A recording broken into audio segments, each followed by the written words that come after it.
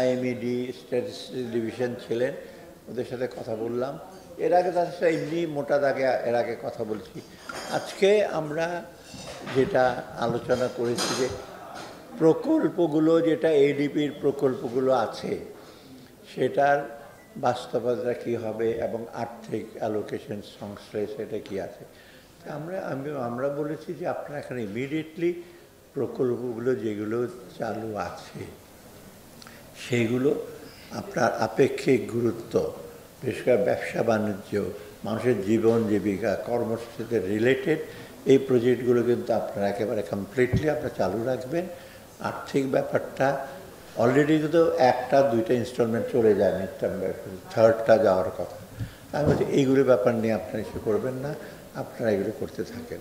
আর বাকি কিছু কিছু বড় বড় প্রজেক্ট আছে, মেগা প্রজেক্ট আছে, সেগুলো আর্থিক সংশ্লেষ অনেক বেশি। ইভেন সেগুলি চালু থাকলেও ওটার যে অর্থ ছাড়টা থার্ড ইনস্টলমেন্ট করতেছে, এই ব্যাপারে আপনারা একটু ইস্যু করবেন, একটা যথাস্থানে উপস্থাপন করবেন, তখন আমরা দেখব।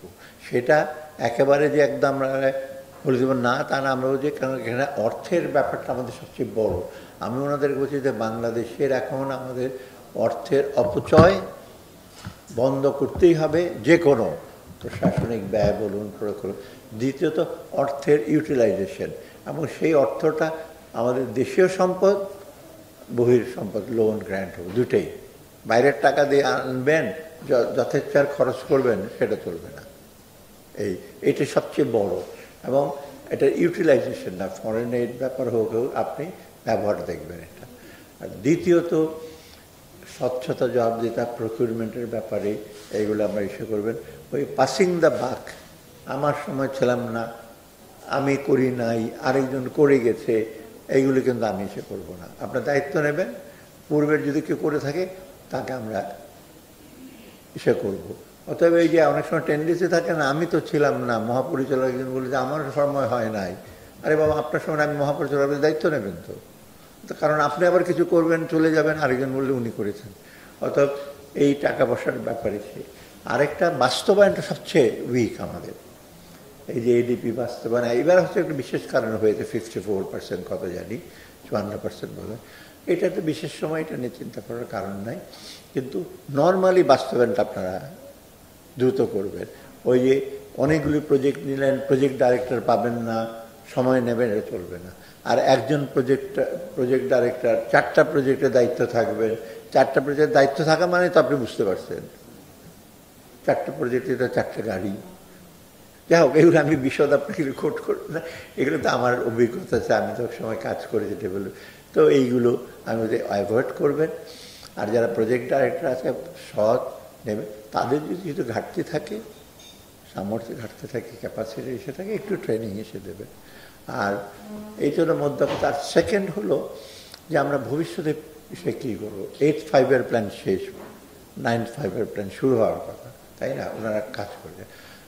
আমরা বলেছি যে এইটা আপনারা এক্সারসাইজ করেছেন, আমরা এক্সটেকের মিটিংয়ে, তারপর ক্যাবিনেট মিটিং আলাপ করবো যে 9-5-এর প্ল্যানটা কীরকম হবে, কত দীর্ঘই হবে, 5 বছর হবে কিনা। কারণ আমাদের তো 5 বছরের দায়িত্ব, সময় তো নিয়ে বলছি আমরা একটার সাথে যোগসূত্র নিয়ে নেক্সট প্ল্যানটা নেব, নেক্সট কাজ করবো।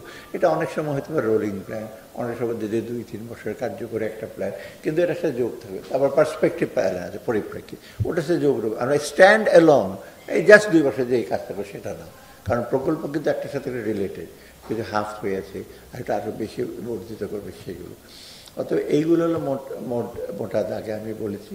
আরেকটা জিনিস হলো যে অনেক ছোটোখাটো পেন্ডিং তাদের আছে, 2-একটা বিষয়। আমি বলি আপনারা বসে থাকবেন না, ইমিডিয়েটলি এগুলো আপনারা অ্যাক্টিভ হবেন, আপনার পর্যায়ে আপনারা ঠিক করেন, আপনার সচিব পর্যায়ে, না হলে আমার কাছে প্লেস করবেন, যেটা আমার অ্যাপ্রুভাল করার। আর যদি সেন্সিটিভ কিছু থাকে তো আমি ডেফিনেটলি আমি আলাপ করবো প্রধান উপদেষ্টার সাথে, ক্যাবিনেটে আছে তো। ইভেন ছোটো টাকা হলো ওটার মধ্যে অনেক ইমপ্লিসিট, তা আমার অথরিটি আছে, বোধ করি 50 কোটি টাকার মতো না, হতে যাও।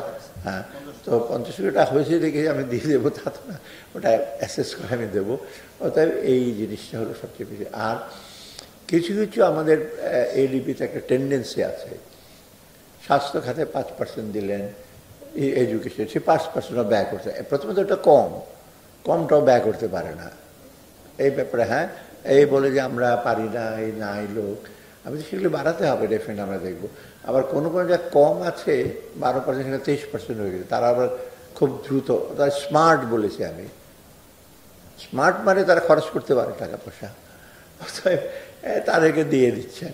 আমি একটু আমরা লক্ষ্য করবো, হ্যাঁ দরকার হতে পারে ওই প্রজেক্টে, অতএব এই যারা একটু তাড়াতাড়ি খরচ করে দিয়ে দেবেন, যারা করে না তাদেরকে আমি বলছি এইসব ব্যাপারে আমরা একটু নজর দেবো।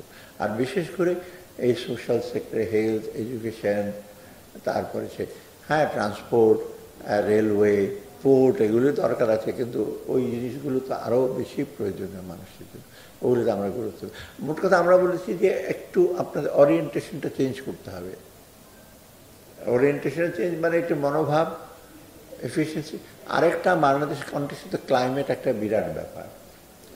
ক্লাইমেট যে লোকজন মার্জিনাল ল্যান্ডে থাকে, সেই কোথায় দাকব এইসব এলাকায় থাকে লোকজন, মানবেতর জীবনযাপন তাদের, এই যে এটা ক্লাইমেট, তারপর আমাদের বন্যা এই যে সাইক্লোন, এইটা হচ্ছে এনভায়রনমেন্টের নামে কিন্তু অনেক ক্লাইমেট নামে অনেক প্রজেক্ট আসে, কিন্তু খরচ হয়ে যায় এনভায়রনমেন্টের ধারে কাছেও নাই। গ্রিন ব্যাংকিংয়ের নামে বহু টাকা খরচ হয়ে গেছে, কোথাও গ্রিন ব্যাংক না হয়ে বড় বড় সবুজ বিল্ডিং হয়েছে। আর অথবা এইগুলো আমরা বলছি যে রিয়েল সেন্সে এগুলো আপনারা দেখবেন খুব, এখন থেকে আমরা এগুলো এসব ব্যাপারে খুব বেশি। আর last but not the least, এই যে প্রকল্পতে সমন্বয়হীনতা আছে, এইটা আপনি দেখবেন একটা রাস্তা বানাবে একটা মন্ত্রণালয়, বা ধরেন এলজিটা রাস্তা করলো, তারপর রোডস অ্যান্ড হাইওয়ে কিছুদিন পড়বে তা আমার আন্ডারে আমি করবো, বা এলজিটি করার পর রোডস অ্যান্ড হাইওয়েকে বলে আমি করবো, বা একই সাথে অ্যালোকেশন করলো। তারপরে আপনার রেলওয়ের একটা প্রজেক্টের সাথে আরেকটা একটু রিলেটেড।